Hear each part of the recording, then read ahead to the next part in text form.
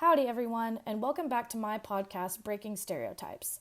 In this new series that I'm starting today, we're going to be looking into the treatment and portrayal of female sex workers in crime TV shows. I think this is going to be a very eye-opening series, especially given the increasing popularity of the relatively new adult website OnlyFans, which has made huge changes in both the sex work industry and just in our culture and society as a whole. Just as I've stated before in previous series that people's identities are not solely based on their gender, race, sexual orientation, or religion, people also are not solely defined by their jobs, and this is no different for those who are in the field of sex work. Now, with that being said, let's dive into the first show that we are going to be reviewing today, which is Law & Order Special Victims Unit. This is one of my top 5 favorite shows of all time, so I'm super excited to be taking a look into this today with all of you. Now, not every episode of SVU features sex workers, but there are multiple episodes about women who are prostitutes or escorts.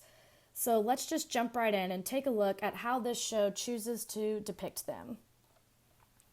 In the episodes of this show that do feature prostitutes, I think that there are both positive and negative aspects regarding how these characters are presented. We're going to start by discussing the way that all of these characters are dressed. I think this is one main area of the portrayal of these women in SVU that falls short and still seems very dated. Almost every single female prostitute character in SVU is wearing some version of virtually the same getup. Tall high heels, the big hoop earrings, heavy makeup, tight, short, revealing clothing, and sometimes big fur coats if the episodes happen to take place during the winter months.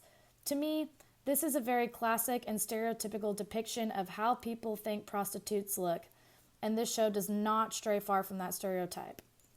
Well, there's nothing inherently wrong with this type of outfit, and I think women should feel empowered to dress in whatever makes them feel confident and good about themselves. This stereotype of the way that prostitutes dress can convey the image that they are sluts or whores and that there is nothing more to them in that. In my humble opinion, I think if this show were to depict these women in a different variety of outfits, such as what they would wear when they are not working, it would help to show that these women are still people and that being a prostitute is not the only part of them that defines who they are.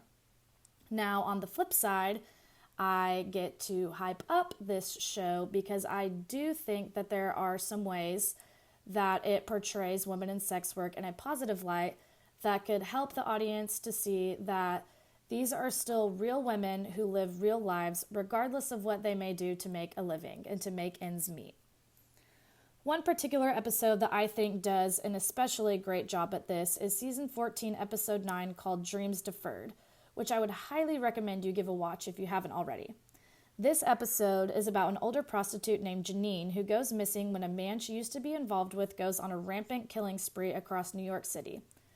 The detectives of the SVU squad then have to convince the NYPD that Janine's life is worth saving, despite her line of work and her past history.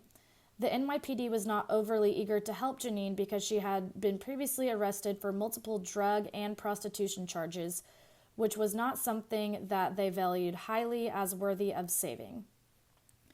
The SVU detectives push for them to adopt views that are more focused around rehabilitation rather than judgment and simply throwing women like Janine in jail because they think that there is nothing left for them. Spoiler alert ahead, so I apologize for that, but in the end, they were able to rescue Janine and get her into a program that would assist her in overcoming her struggles and help her rebuild a healthier life for herself and for her family, rather than just throwing her back in jail and locking away the key. I think it is so important that this episode highlighted just how necessary and important rehabilitation can be over punishment. Now, don't get me wrong, I do know that the law is the law and that there are consequences when we break the law. However, this does not justify the mistreatment of someone simply because they were involved in sex work. I think many people hear about prostitutes and believe that they are beyond help. However, I think that a shift towards wanting to help them would not only be beneficial for these women physically, but also emotionally, because I think this would greatly help change people's perceptions of these women to one that is more compassionate and understanding. By this episode choosing to focus on rehabilitation rather than punishment for Janine, The viewers are able to see that she is still a human being who deserves to be helped and cared for just like any other person. Our society thinks that a businessman who does blow every single weekend deserves more help than a person in sex work who does the same thing purely based on their professions. I think that by having more shows like this focus on portraying these women as real people who are still deserving of care and help could start a shift away from these negative stereotypes of prostitutes. Now, with all of this being said, it's officially time for us to move to my very professional and official rating of the show and how it depicts these women in sex work. And drum roll, please. Brrr.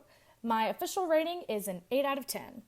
Overall, I think SVU does a fairly good job of portraying prostitutes as real women who should not be solely defined based off of their work.